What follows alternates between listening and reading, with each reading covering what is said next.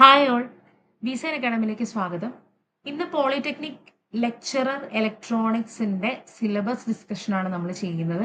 ഇപ്പോൾ ലാസ്റ്റ് നടന്ന എക്സാമിന്റെ ബേസ് ചെയ്തിട്ടുള്ള സിലബസ് തന്നെയാണ് ഇപ്പോൾ നമ്മൾ പറയുന്നത്. അപ്പോൾ ഇതിനെ ബേസ് ചെയ്ത് ഒരു 180 ഡേയ്സിന്റെ സ്റ്റഡി പ്ലാൻ ആണ് പ്രിപ്പയർ ചെയ്തിട്ടുള്ളത്. അതായത് നമ്മുടെ എക്സാം വരുന്നത് ഓഗസ്റ്റ് ഒക്ടോബർ സ്ലോട്ടിലാണ് എക്സാം വരുന്നത്. അപ്പം അതിന് ഒരു മാസം മുന്നേ നമുക്ക് പ്രിപ്പറേഷൻ തീരുന്ന രീതിയിൽ ലാസ്റ്റ് മന്ത് റിവിഷൻ വരുന്ന രീതിയിലുമുള്ള ഒരു സ്റ്റഡി പ്ലാൻ ആണ് പ്രിപ്പയർ ചെയ്തിട്ടുള്ളത്. ഇനി വരാൻ പോകുന്ന എക്സാമിന് സിലബസ് മാറ്റം ഉണ്ടാവോ ഇല്ലയോ എന്നുള്ളത് നമുക്ക് പറയാൻ പറ്റില്ല. സ്റ്റിൽ നമ്മൾ മാറ്റങ്ങൾ അധികം ഉണ്ടാവില്ല എന്നുള്ളൊരു പ്രതീക്ഷയോടുകൂടി ഈ ഒരു സ്റ്റഡി പ്ലാനിൽ നമുക്ക് മുന്നോട്ട് പോകാം. ഫസ്റ്റ് മോഡ്യൂൾ എടുക്കുകയാണെങ്കിൽ ഫസ്റ്റ് മോഡ്യൂളിലെ എ പാർട്ടാണ് ടെക്നിക്കൽ മാത്തമാറ്റിക്സ്. ഓക്കെ, അപ്പോൾ ഈ ടെക്നിക്കൽ മാത്തമാറ്റിക്സിൽ വരുന്ന ഭാഗങ്ങൾ എന്ന് പറയുന്നത് matrix, determinants, binomial series, trigonometric function, coordinate geometry, differentiation, integration of function, application of integrations. Okay, ഇത്രയും ടോപ്പിക്സ് ആണ് ടെക്നിക്കൽ മാത്തമാറ്റിക്സ് വരുന്നത്. അപ്പൊ ഇത് ഭയങ്കര ബേസ് ആയിട്ടുള്ളത് തന്നെയാണ്. പോളിടെക്നിക്കലിൽ ഫസ്റ്റ് ഇയർ പഠിപ്പിക്കുന്ന ടെക്നിക്കൽ മാത്സ് എന്ന് പറയുന്നത് നമ്മുടെ +1 +2 മാത്സ് തന്നെയാണ്. ഓക്കെ, അപ്പം നമ്മൾ അതിൽ മാക്സിമം ക്വസ്റ്റ്യൻസ് പ്രാക്ടീസ് ചെയ്ത് സെറ്റ് ചെയ്യുക എന്നുള്ളതാണ് നമ്മുടെ ഒരു ടാർഗറ്റ് എന്ന് പറയുന്നത്. അപ്പം ബേസിക്സ് അറിയാത്തവരാണെങ്കിൽ ഒരു +1 +2ന്റെ NCERT ടെക്സ്റ്റ് ബുക്സ് നോക്കിക്കഴിഞ്ഞാൽ ഇതിന്റെ ബേസിക്സ്, ഈ പറയുന്ന എല്ലാ ടോപ്പിക്സിന്റെയും ബേസിക്സ് അവിടെ ഉണ്ട്. ഓക്കെ, ദെൻ കൂടുതൽ അഡ്വാൻസ്ഡ് ആയിട്ട് നമുക്ക് പ്രോബ്ലംസ് ചെയ്യണം എന്നൊക്കെ ഉണ്ടെങ്കിൽ നമുക്ക് റെഫർ ചെയ്യാൻ പറ്റുന്ന ഒരു ബുക്കാണ് higher engineering mathematics BS Grewal. Okay, so നമ്മൾ ഇതിന് വേണ്ടിയിട്ട് ഒരു 20 ഡേയ്സ് ആണ് ടെക്നിക്കൽ മാത്തമാറ്റിക്സിന് വേണ്ടിയിട്ട് പ്ലാൻ ചെയ്യുന്നത്. അപ്പോൾ ഓരോ ടോപ്പിക്സിനും ഈ 2 ദിവസം എടുത്താൽ പോലും നമുക്ക് 4 ദിവസം എക്സ്ട്രാ ആണ്. അപ്പൊ നമുക്കത് കറക്റ്റ് ആയിട്ട് യൂട്ടിലൈസ് ചെയ്താൽ 20 ദിവസം കൊണ്ട് നമുക്ക് മാത്സ് കംപ്ലീറ്റ് ചെയ്യാം. ഓക്കെ, കാരണം ഇത് നമ്മൾ +1 +2 പഠിച്ചിട്ടുള്ളത് കാരണം എവിടെയെങ്കിലും ഒരു മെമ്മറി ഉണ്ടാവും. അപ്പൊ അത് ഒരു ഐഡിയ ഉണ്ടാക്കിയെടുത്തതിന് ശേഷം പ്രോബ്ലംസ് വർക്ക്ഔട്ട് ചെയ്യുക എന്നുള്ളതാണ് ഈ ഒരു മാത്സ് എന്നൊരു സബ്ജക്റ്റിൽ നമുക്ക് ചെയ്യേണ്ടത്. ഓക്കെ, നെക്സ്റ്റ് മൊഡ്യൂൾ 1ലെ ബി പാർട്ടാണ് ബേസിക് സിവിൽ എഞ്ചിനീയറിംഗ്. അതിൽ വരുന്ന ടോപ്പിക്സ് എന്ന് പറയുന്നത് മെറ്റീരിയൽസ് എന്ന് പറയുമ്പോഴേക്കും brick, steel, cement, concrete, aggregates, അങ്ങനെ ഡിഫറെന്റ് ടൈപ്സ് ഓഫ് നമ്മൾ കൺസ്ട്രക്ഷൻ ഉപയോഗിക്കുന്ന മെറ്റീരിയൽസിനെ കുറിച്ചാണ്. ദെൻ സെക്കൻഡ് ഇസ് കൺസ്ട്രക്ഷൻ, അതായത് parts of buildings, foundation, footing, masonry, bonds, ഇതെല്ലാം കൺസ്ട്രക്ഷനിൽ വരും. ദെൻ സർവേയിങ്, ചെയിൻ സർവേയിങ്, അതുപോലെ ടൈപ്സ് ഓഫ് സർവേയിങ്. ഓക്കെ, അതിന്റെ പ്രിൻസിപ്പിൾസ്, അതിന്റെ സെലക്ഷൻസ്, അതിന്റെ റേഞ്ചിങ് എങ്ങനെയാണ്, ഇതെല്ലാം സർവേയിനകത്ത് ഉൾപ്പെടുന്നതാണ്. ദെൻ ലെവലിംഗിലും ഡിഫറെന്റ് ടൈപ്സ് ഏതൊക്കെയാണ്, അതിന്റെ ഇൻസ്ട്രുമെന്റ്സ് എന്തൊക്കെയാണ് വരുന്നത്, ബെഞ്ച് മാർക്ക് എന്താണ് വരുന്നത്, ദെൻ മോഡേൺ സർവേയിൽ എങ്ങനെയാണ് ഇതൊക്കെ എന്നുള്ളതാണ് എന്നുള്ള ടോപ്പിക്സ് ഒക്കെയാണ് ഈ ലെവലിംഗിൽ വരുന്നത്. ഓക്കെ, അപ്പൊ നിങ്ങൾക്ക് റെഫർ ചെയ്യാൻ പറ്റുന്ന ഒരു ബുക്കാണ് basic civil engineering SX Bhavikatti. Okay, അപ്പൊ നമുക്ക് അറിയാം ഒരു 10 ഡേയ്സ് നമുക്ക് ഇതിന് വേണ്ടിയിട്ട് കൊടുക്കാം. 10 ഡേയ്സിനകത്ത് നമുക്ക് ഈ ടോപ്പിക്സ് ഒന്ന് കവറപ്പ് ചെയ്യാം. കവറപ്പ് ചെയ്യുന്നതിന്റെ കൂട്ടത്തിൽ തന്നെ അതിന്റെ MCQസും വർക്ക്ഔട്ട് ചെയ്ത് പോകാം.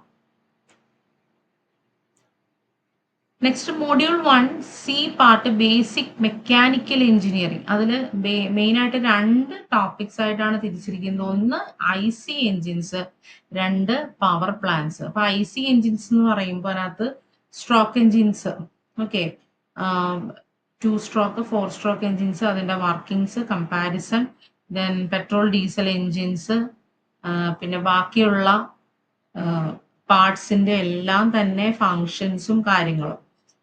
ഓക്കെ, അപ്പം നെക്സ്റ്റ് പവർ പ്ലാന്റിനകത്ത് നമുക്ക് ഹൈഡ്രോ ഇലക്ട്രിക് പവർ പ്ലാന്റ്, അതിന്റെ working, sketches, thermal power plant, അത് സ്റ്റീമിന്റെ ആണെങ്കിലും ഡീസലിന്റെ ആണെങ്കിലും എങ്ങനെയാണ് ആ ഉള്ള കാര്യങ്ങൾ, nuclear power plants.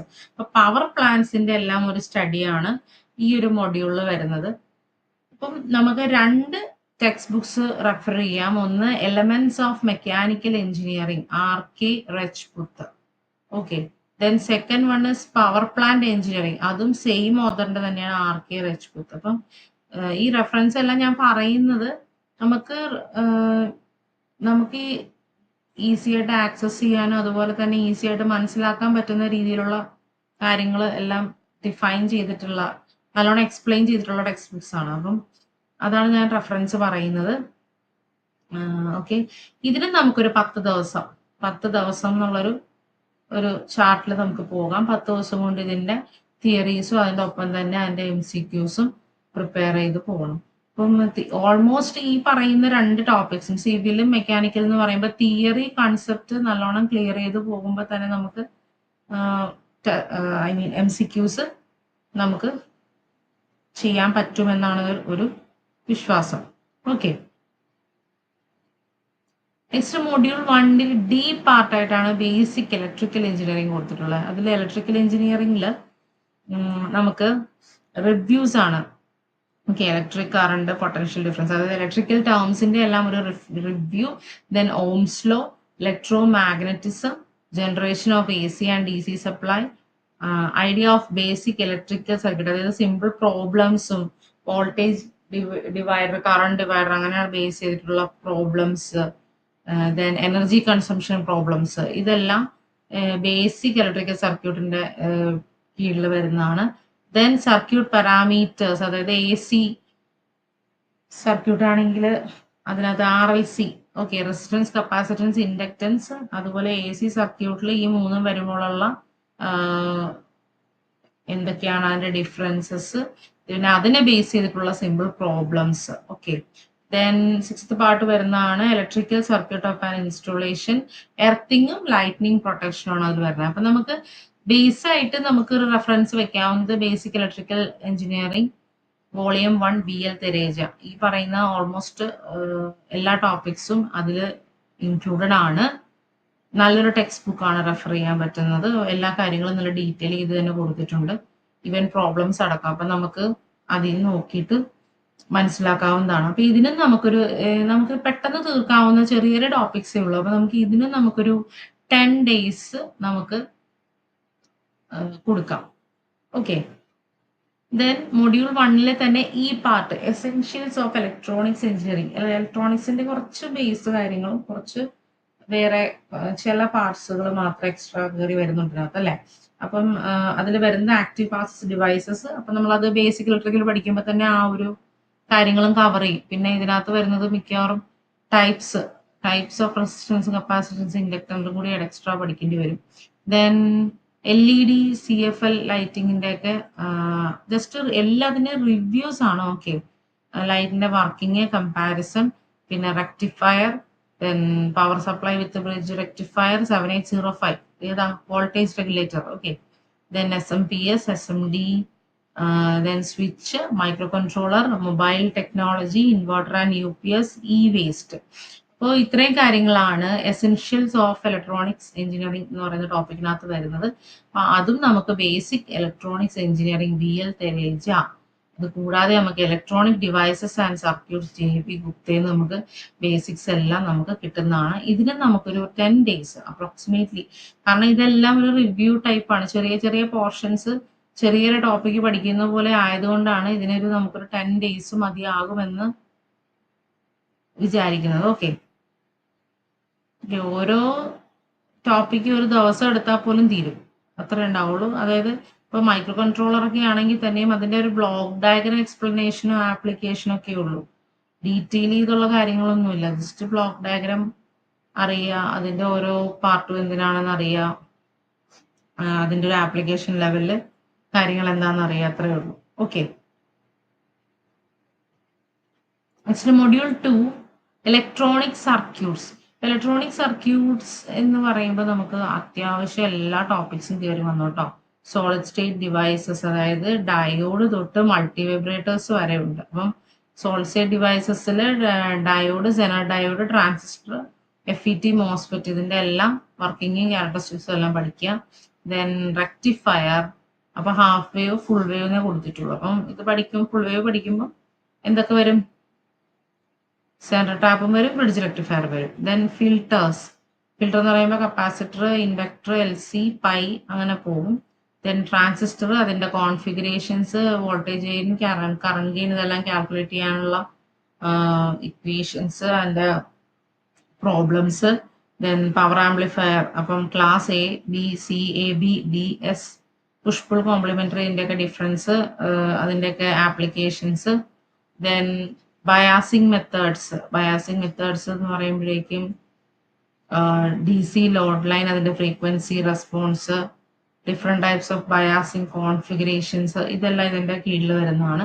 Then coupling methods എന്ന് പറയുമ്പോഴേക്കും എന്ത് വരും? RC, DC, transistor coupled, transformer coupled, ഇങ്ങനെയുള്ള കാര്യങ്ങളൊക്കെ വരും. ഓക്കെ, ട്യൂൺഡ് ആംപ്ലിഫയർ, ഇതെല്ലാം കപ്ലിംഗ് മെത്തേഡ്സിനകത്ത് വരുന്നതാണ്. ദെൻ FET ആംപ്ലിഫയേഴ്സിന്റെ കോമൺ സോഴ്സും കോമൺ ഡ്രെയിനും, CS, CD, ഈ രണ്ട് കോൺഫിഗറേഷനെ കുറിച്ച് ഡീറ്റെയിൽ ആയിട്ട് പഠിക്കാനുണ്ട്. Then FET BJT comparison, feedback amplifiers, oscillators. Feedback എന്ന് പറയുമ്പോൾ പോസിറ്റീവ്, നെഗറ്റീവ്, അതിന്റെ കോൺഫിഗറേഷൻസ് എങ്ങനെ വരുന്നു, അതിന്റെ പാരാമീറ്റേഴ്സിനെ ഈ ഫീഡ്ബാക്ക് എങ്ങനെയൊക്കെ എഫക്ട് ചെയ്യുന്നു, ഇത്രയും കാര്യങ്ങൾ നമ്മൾ പഠിക്കണം. ഓസിലേറ്റർ ആകുമ്പോഴേക്കും എന്താ അതിന്റെ ക്രൈറ്റീരിയ എന്താണ്? RC phase shift, vein bridge, LC തന്നെ ഹാർഡ്ലി, കോൾപിറ്റ്, ക്രിസ്റ്റൽ, ഇതെല്ലാം അതിന്റെ അനാലിസിസും ഫ്രീക്വൻസി, റെസൊണൻസ് ഫ്രീക്വൻസിയുടെ ഇക്വേഷൻ എല്ലാം പഠിച്ചു വെക്കുക. Then multi vibrator, astable, bistable, monostable, ഇതിന്റെ എല്ലാം വർക്കിങ്ങും ടൈം പീരീഡ് കണ്ടുപിടിക്കാനുള്ള കാൽക്കുലേഷൻസും ട്രിഗറിങ് മെത്തേഡ്സും എല്ലാം മനസ്സിലാക്കുക. ദെൻ ഷ്മിറ്റ് ട്രിഗറിന്റെ ത്രഷോൾഡ് പോയിന്റ്, ഹിസ്റ്റെറിസിസ്, ഇതെല്ലാം നമ്മൾ മനസ്സിലാക്കുക. ഓക്കെ, അപ്പോൾ ഇതിലും നമുക്ക് റെഫർ ചെയ്യാൻ കഴിയുന്ന രണ്ട് പുസ്തകങ്ങളാണ് basic electronic engineering BL Theraja, electronic devices and circuit JB Gupta. അപ്പൊ ഇതിന് നമുക്ക് കുറച്ചധികം ടോപ്പിക് ഉള്ളത് കൊണ്ട് തന്നെ 15 ദിവസം നമ്മൾ ഇതിന് കൊടുക്കുകയാണ്. Okay, then linear integrated circuit and wave shape circuits. അപ്പൊ നമുക്ക് ലീനിയർ ഇന്റഗ്രേറ്റഡ് എന്ന് പറയുമ്പോൾ തന്നെ അറിയാം ഒപ്പാം ആണ് അല്ലെ.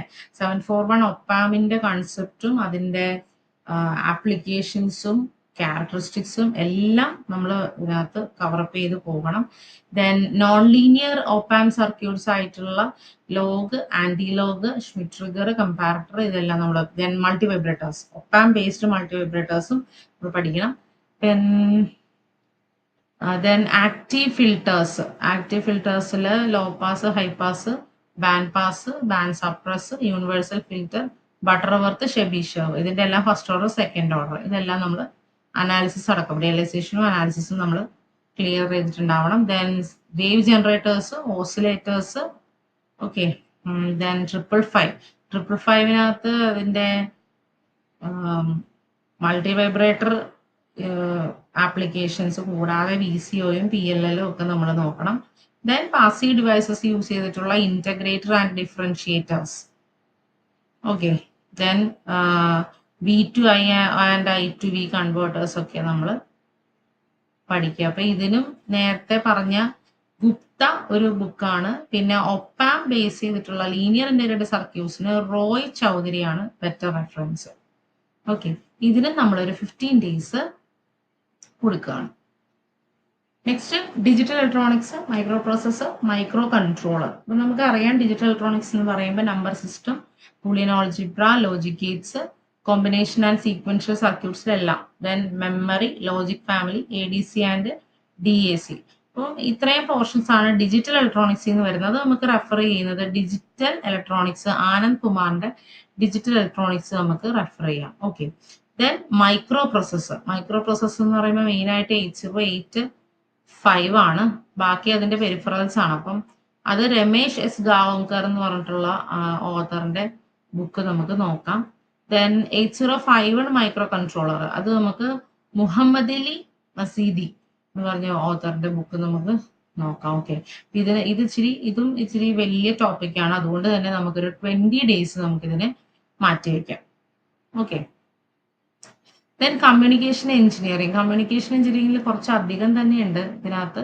അതായത് signals and system, wave propagation, amplitude modulation, അതായത് analogue modulation, then digital modulation, microwave engineering, television engineering, radar, satellite communication, optical communication, then digital signal processing. ഇത്രയും കാര്യങ്ങളാണ് ഇതിനകത്ത് വരുന്നത്. അപ്പൊ അതിനെ നമുക്ക് റെഫറൻസ് കൊടുക്കാൻ പറ്റുന്നത് communication engineering George Kennedy, analog communication എല്ലാം ഡീറ്റെയിൽ ആയിട്ട് അതിൽ കൊടുത്തിട്ടുണ്ട്. Then electronic devices and circuits JB Gupta, അതിലും കമ്മ്യൂണിക്കേഷന്റെ പാർട്ടെല്ലാം വന്നിട്ടുണ്ട്. ഡീറ്റെയിൽ സെക്ഷൻ വരുന്നത് ഈ ജോർജ് കെന്നഡിയിലാണ് ഡീറ്റെയിൽഡ് ആയിട്ട് കൊടുത്തിട്ടുള്ളത്. Then satellite communication Dennis Roddy, mobile communication Jochen Schiller. Okay, പിന്നെ വരുന്നത് എന്താണ് DSP ആണ് വരുന്നത്. അപ്പൊ DSP നമുക്ക് രമേശ് എസ് ബാബുവിന്റെ DSP signals and system DSP Ramesh S Babu എന്ന് പറയുന്ന ഓതറിന്റെ ടെക്സ്റ്റ് ബുക്സ് ഉണ്ട്, നമുക്ക് അത് റെഫർ ചെയ്യാവുന്നതാണ്. ഇതിന് നമുക്കൊരു 25 ഡേയ്സ് നമുക്ക് കൊടുക്കാം. Then power electronics, opto electronic, PLC and measuring equipment. അപ്പോൾ ഇതിൽ വരുന്നത് പവർ ഇലക്ട്രോണിക്സിനകത്ത് വരുന്നതാണ് ഈ തൈറിസ്റ്റേഴ്സ്, കൺവേർട്ടർ.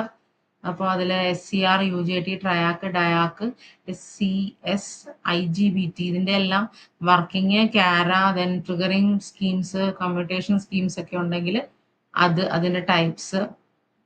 ദെൻ ഇൻഡസ്ട്രിയൽ ഹീറ്റിംഗിൽ ഇലക്ട്രോണിക് വെൽഡിങ്ങിനെ കുറിച്ച് നോക്കാനുണ്ട്. Then application of ultrasonic, industrial application of ultrasonic. Then SMPS, അതിൻ്റെ ഡീറ്റെയിലിങ്സ്.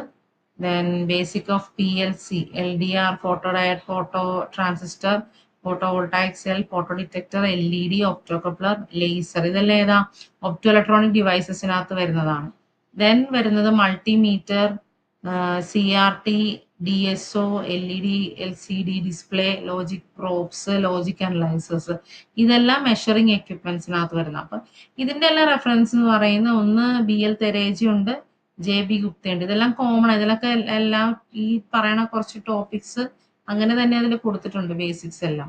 ദെൻ പവർ ഇലക്ട്രോണിക്സ് വരികയാണെങ്കിൽ ബിംബ്രയുടെ ബുക്ക് നമുക്ക് നോക്കാം, പവർ ഇലക്ട്രോണിക്സ്. ദെൻ ഒപ്റ്റിക്കൽ കമ്മ്യൂണിക്കേഷന് ഗേർഡ് കേസർ നോക്കാം.